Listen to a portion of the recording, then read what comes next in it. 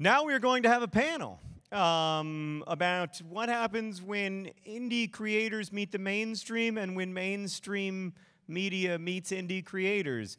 The wonderful and terrible things that can happen. Our moderator is going to be Liz Shannon Miller. We also have on the panel Henry Reich, Ben Samick, Sarah Penna, and Dane Boedigheimer. So please welcome them all to the stage.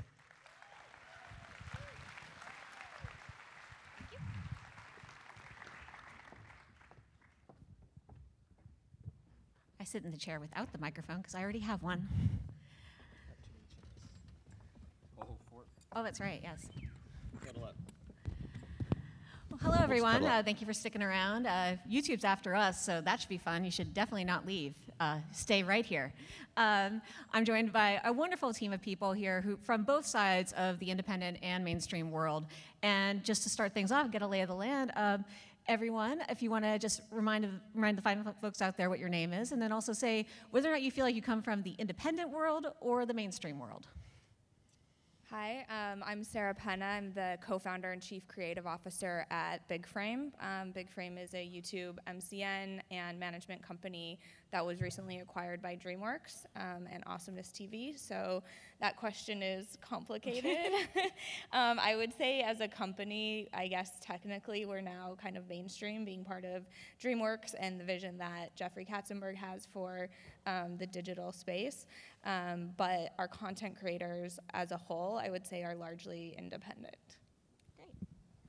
I'm Dane Boedigheimer. I put faces on fruit. I'm the creator of The Annoying Orange, and I guess as for your question, main dependent? I was just trying to coin a new term.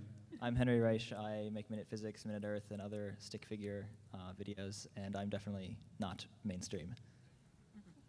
Hi, I'm Ben Samick, the Chief Operating Officer from Endemol. I'm about as traditional as it kind of goes up here. But us as Endemol, with building Endemol Beyond, I'm trying to keep my foot on both sides. You know, we definitely as a company are. You have seen a YouTube video or two. Absolutely. Fantastic. Yes. You're on the right page. So I feel like one thing we talk about a lot when it comes to mainstream versus independent content is just like what format it should take. Like, you know, how important is format when you're building something for YouTube versus when you're building something that has to fit into 22 minutes plus commercials on a network? No, I think that's a really good question because I think, you know, a lot of people say, you know, like Netflix and Hulu are these like great digital revolution. And, you know, it's not really. It's TV that's being viewed on a different platform maybe or different devices, but isn't necessarily what we would consider like native digital.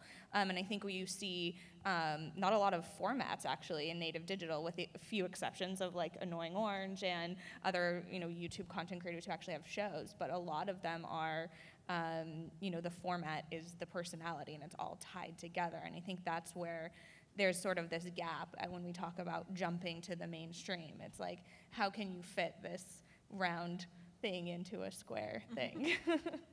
Actually, do you mind if I just add on to that? I feel like, you know, format from Endemol, that's really what we came from, you know, Big Brother and Deal or No Deal and all these other big shows. That Shiny Floor and format really is, it's telling the audience you're going to see front, middle, and end of this story, you know. And to me, format's really valuable. Your audience knows what they're gonna get. But I think that format's so broad now because I think you're right. Like Ultimate Orange should be it's to me, like Epic Rap Battles. That's a format, you know. To me, the audience knows exactly what they're gonna get. They show up. They, you know. So to me, I feel like even Endemol, our pitch there, how we can try to travel formats. To me, a lot of these channels are things that could travel, and to me, that is, you know, format. I mean, for you, Dane, how was the transition from moving strictly YouTube to moving to a cable format? Definitely crazy. It's one of those things where, you know, online you don't really have people standing over you telling you what to do and what you can't do. And then when you move to a format like TV, then you suddenly have censors and you can't make fun of religion and throw in, you know, things that might offend people. So I think that was probably the weirdest transition. But other than that, I mean, it was kind of just, you know, it was like YouTube on a bigger scale because we were just a small crew. Ragtag crew, kind of just, you know, making this show and like breakneck speed, just, you know, racing along. And I think that's really one of the biggest things. So. And for you, Bo, for you, Henry, you're still sticking with independent. Do you still feel like you have an obligation to maintain a formula? Oh yeah, and I mean I'm surprised actually to hear you guys say that YouTube doesn't have formulas, because like there's vlogs, there's there's like the whiteboard animations, there's all sorts of different kinds of, there's sketch comedy. Like it's like I feel like when I look at YouTube channels, there's so much formula there as well. And so, clearly I have a style of show that I do, and if I break that, it's kind of weird. And if I generally, either people are really upset or I have to do it on other channels and create new projects for that. I don't think that like the formula of your show is a difference between mainstream and YouTube videos. I think you have more freedom to choose what you're going to do on YouTube, because you can just do whatever you want. But if you establish a formula and establish an audience that comes to expect something, you then have some obligation in some sense to deliver that to them, or else they're not going to keep on coming back for the same thing.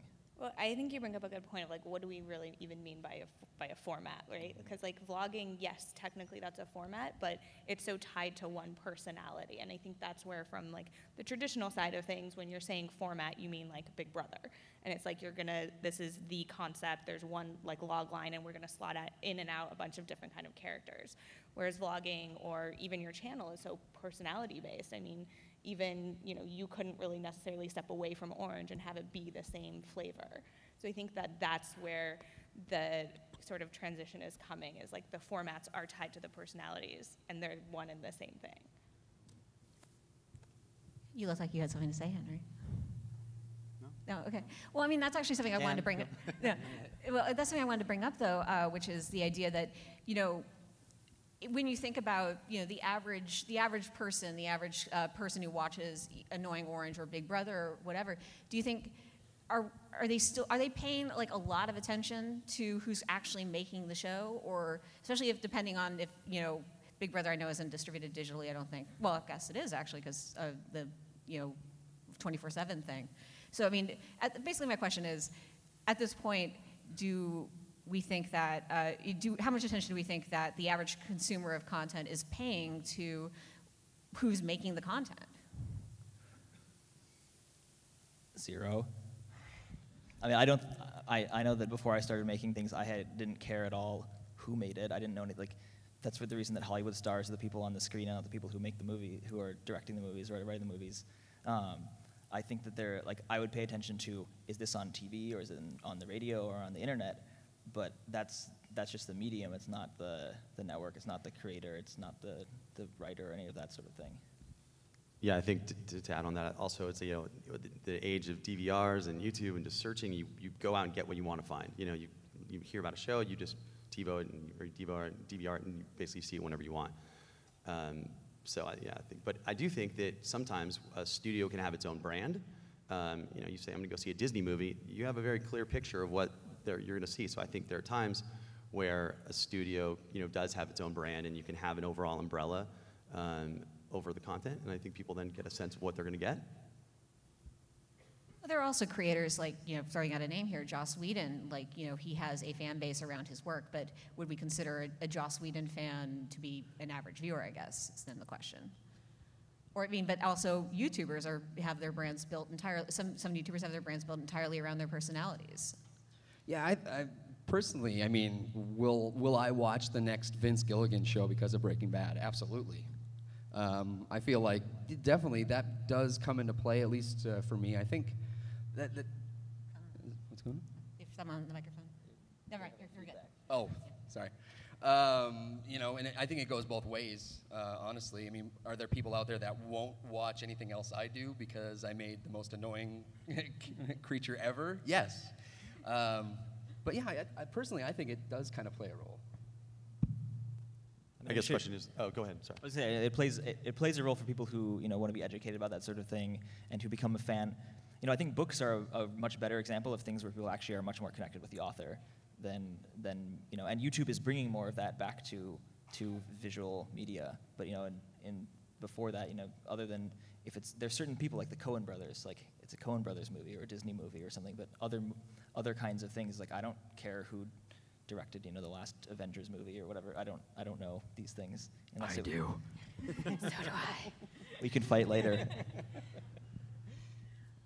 Well, I guess the question then becomes, so what role does personality play a bigger role in something independent than it does in something mainstream? Like the personality of the creator behind it, whether that's, or is it like you're saying with the studios, there's a blanket brand? I feel like that's a big part of what people mean when they talk about like indie stuff, is that it has character. Like those two words kind of have started to overlap a little bit more, and so I think you can have like the indie studio of Fox, which is like Fox Searchlight, which is the pictures that they make that aren't the big like formula things, but they're things that have kind of this other, more personal or more, they have this authenticity to them. Well, also, I mean, creators are the personality is, again, like it's so tied to their channel. So I think it's, people do care what channel is created by who. Is there, at Big Frame, how are you guys specifically approaching like making that personality work within, what's now a mainstream context? Yeah, well, that situation is very new, so we haven't quite, the DreamWorks effect hasn't quite taken hold yet, so we're still very much, our creators are still very much independent, and so are we.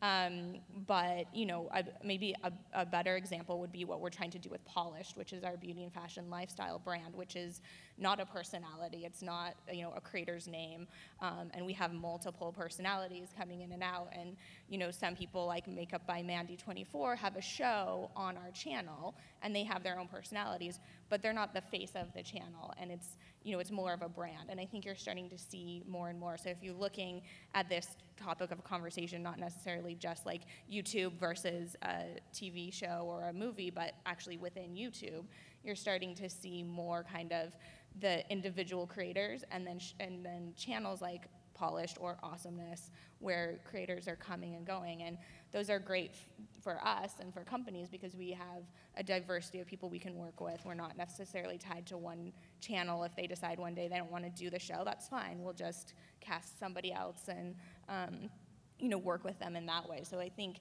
that's the next phase of what we're seeing working, and I don't know if that really fits the indie versus mainstream, but I would say that it, as we're talking about formats and as we're talking about how the landscape is shifting, that you're going to see more channels that are programmed like TV channels, where we have the Makeup by Mandy show on the Polished channel. Now, when you say programmed like TV channels, do you mean like the concept of how basically what a CBS drama is going to look like? You tune into Bravo to see these certain kinds of reality TV shows. You're going to tune into Polished to see, or Awesomeness to see a certain type of programming. Maybe you're not going there just for Mandy. Okay, I like Mandy or Makeup by Mandy. I'm going to go watch the meetup, but I also love this other show that they do. Yeah, I think there's a lot of different channels trying that out right now. We're actually doing that on Annoying Orange, where, the Friday show has always been our staple. Like every Friday, fans know they can come and watch that episode. And so there's that, but then on top of that, we have, content that we're now doing on Saturday and Monday and Wednesday, building it out. And it's, kids know exactly when these shows are going to drop and what it's going to be, getting a regular kind of TV schedule. Exciting for the creators because some of these creators out here have been doing this for now like 7 or 8 years. Like that is a long time to have all of that programming resting on your shoulders. So if the audience can start accepting this is brought to you by Annoying Orange, or brought to you by Dane, or brought to you by XYZ creator, and it kind of has their flavor and their stamp of approval on it, but it's not so tied to them. I think creators are going to be able to take their channels further and not burn out or get bored with their own content. And as audiences start accepting that channels evolve and you can kind of see different kinds of programming, I think it's going to free up the creators a lot to do really creative, innovative things. I feel like this is somewhat like a misconception or a misnomer, though, for the way that YouTube channels are called channels, and people always get confused when you're like teaching, my mother about how YouTube works, and like, is this channel a thing that has shows on it that's running 24/7? No, it's actually, channel should be called show, right? Like a YouTube, like they should be YouTube shows. And so it's kind of now like, are we self-fulfilling this prophecy that because they're called channels, we're trying to make them like TV channels? Did YouTube, whoever at the beginning who designed YouTube and decided to call them channels, like force all of this in this direction because because just the word is channel rather than show. Because and that's a huge influence that some random engineer back in 2005 had, and also together with like the social, our collective understanding of how television works, essentially.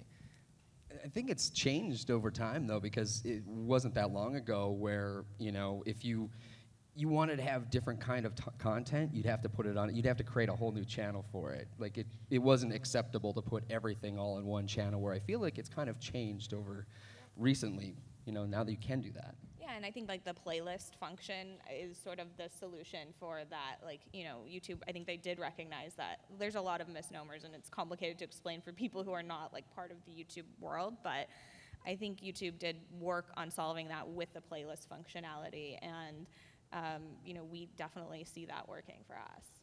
Yeah, it goes back to building out a college channel, call it a brand. It's like, all right, the audience knows that that's what you guys do, and it's like, all right, that's going to be lots of different things, because you're speaking to an audience that's passionate about your storytelling, your look, your style, however you're trying to put it out there. So to me, I think the idea of a channel, call it whatever you want, but the idea of like, all right, I'm going to tune into your channel, or whatever you want me to call it, but to see everything you're doing, because I want to see everything, not just the one show. So that's, to me, why I do think it's valuable to have people build out these brands and have them have a place to go.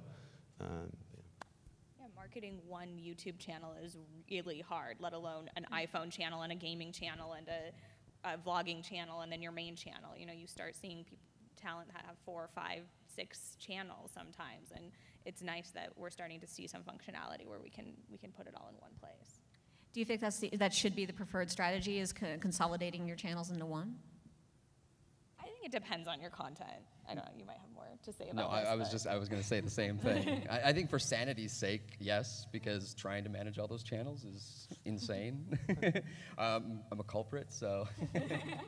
Yeah, we have a channel called Sawyer Hartman, and he does kind of challenges on his channel, and then he does these really high quality short films, and then he does this beautiful travel series called Through My Eyes. Those are 3 really distinct kinds of content, but he grew really fast once, because he had them all, and he was sort of doing them on different channels.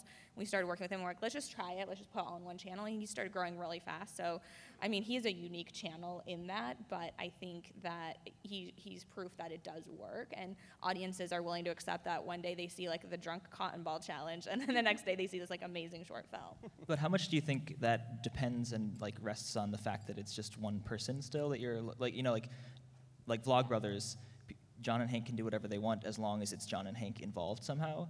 But you take something that's more formulaic, maybe like Annoying Orange, like what I do, and it's really like we have a formula already, and we can't really bend to that. And putting different stuff on there really causes a lot of problem, because people are there because it's like Annoying Orange, because it's like explanations of physics. They don't want to see other random stuff that I'm doing. For sure. No, I don't think I think it does still have to have like the stamp of approval, like we were talking about before.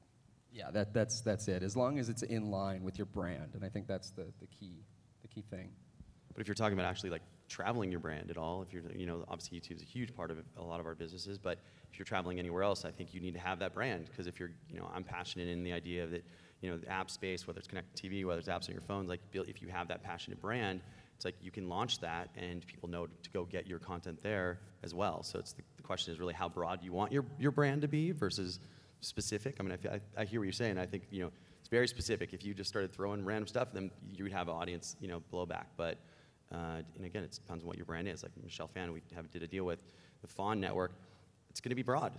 She's a huge driver for that. And talk about burnout and all. It's like, the idea that she can have a ton of creators that fit underneath her overall brand and produce content there where everybody loves what she does, and you want to see what she does, but you want to see what else kind of fits under that overall overarching brand. I feel like that's where we're going. That's where I feel like we're heading. That's kind of the convergence kind of conversation, I kind of feel like if you're going, if you're worried about it, do it slowly. For like us, we went from doing the Annoying Orange show. We did our first other show on the channel called The Misfortune of Being Ned, and on that, it was a show that's, thematically kind of like Orange, and there's a lot of cartoon violence, things like that. Even though the look is different, the feel is kind of the same, and people accepted it because it was kind of in line. And we had Orange, kind of saying, it's okay to watch this. So, you know, and once they get to that point, then it's like, okay, now they'll accept putting even something more, a little bit different next time. And once you get to that point, then it's fair game. It seems like the idea of endorsement is really key to building out these other, you know, bringing in other people and building out other channels. Like, you know, Michelle, in theory, if you're a fan of Michelle Thon, you're going to like anyone that she likes enough to put on her channel. If you like Annoying Orange, you're going to, you know, like anything else that Annoying Orange says is okay. So does being like mainstream just mean making more stuff and more different stuff? Is that what we're saying here? What are we saying? Yeah, who knows what mainstream is? Like, you ask the people outside downstairs what mainstream is, they're going to have a very different answer than anybody else probably in this room, or, you know, you ask your parents, you ask whoever, like, everybody, what's mainstream? No, that's actually something I was thinking about, is like, you know, at VidCon 2024, are we having this conversation still? Or is the, you know, has the great convergence fallen upon us? That's my question for you guys. You have to answer it now. In 10 years, is there going to be complete convergence where you're watching Avatar and the skateboard stuff right next to each other? Yeah. I don't know. I wish I could tell you exactly. I feel like you're definitely going to be moving much closer to that. I mean, absolutely. I mean, there doesn't have to be convergence for there to be, for like YouTube to become mainstream as well. Like, I feel like it's a pretty ubiquitous thing in the world, and in some ways, as the years go on, it's kind of funny to hear people still talking about like YouTube being indie, or like networks being indie somehow. Like, and maybe it's just, maybe I'm too insular and living inside the YouTube world to think, oh, like, if you're not with a network, you're indie, and if you're with a network now, like if you're with Big Frame, or if you run Big Frame, suddenly you're mainstream. And you're wondering like, oh, you're not mainstream because you're not with whatever, Discovery or something. So it's this like worlds within worlds, and you know, I feel like this question of, you know, what are we trying to go for? Like so many young people now are watching, you know, most of what they watch on YouTube. If that's not mainstream, then I don't know what you mean by mainstream, or what we mean by mainstream. I'm with you. Yeah, I totally agree with this. So is it because it's advertiser sponsored? Is that mainstream? Well, no, that doesn't work. Is it long form? No, that doesn't work. You've got, you know, huge hit shows and Netflix and everywhere else. Like, yeah, I mean, how do you put it in a box? You know, it's like. For us, it was, you know, one of the things that when we were going to the different networks to pitch the Annoying Orange TV show, every one of the networks wanted to, you know, cut us off and say, okay, you can't do the web show anymore. Which, you know, that was like, I put my foot down because that's how I made my living. And I thought it was so silly that anybody would try and cut that audience off. You know, that's where the audience was grown. That's where, you know, you want your audience to keep following you there and then follow you to the TV show and then back and forth. And it's such a weird question. But my answer is that, you know, they should live in harmony. So how were you able to keep the web show going then? Like, where you just found the right network? Yep, Cartoon Network. They kind of had the foresight to see, you know, hey, you've built something big here. We don't want to cut that off. We want to use that to drive over traffic, and they understood the whole plan. So when we went to them, they said, yep, you do what you got to do online, and you know, as long as you aren't throwing anything nasty in there, or you know, that would damage the brand or our name, then it's fine. And so that's what we did, and you know, I think it worked very well. And it's a case of someone kind of seeing, okay, this is where things are headed now. I mean, that's how you don't get audience blowback. You know, it's exactly. It's like you embrace and you still continue to service them in the way they want to be serviced. And you're going to have some people that are just going to hate. You just are. No matter what you do, you're going to have some haters out there. But the idea of broadening out your audience and going and providing, you know, your amazing content to other people and your fans that come with it, it's like that's something that's special. You know, that's something you really can grow. Dane, do you have numbers on how going to Cartoon Network affected your YouTube audience for Annoying Orange? No, not really. It's one of those things that's just kind of hard to tell. There was definitely, you know, people that were fans of the TV show, like once it started, and then, you know, they kind of said, oh, I like the TV show way better, and then stopped watching the web show, and then vice versa. There was a lot of people that said, you know, TV show sucks, I'm only going to watch the web show. And then, you know, there's some people in between that were like, I love all of it. And, you know, just trying to cater to each and every one of those people. So we're almost out of time, and I think just kind of to sum things up, I feel like I'd like to find out what you guys think. Thinking about the current state of the YouTubes and the online videos and the whatnots, what do you see? Do you think things should be more independent, or do you think things should be more in a mainstream angle? Like thinking about how we could make this industry better. What would be the better approach?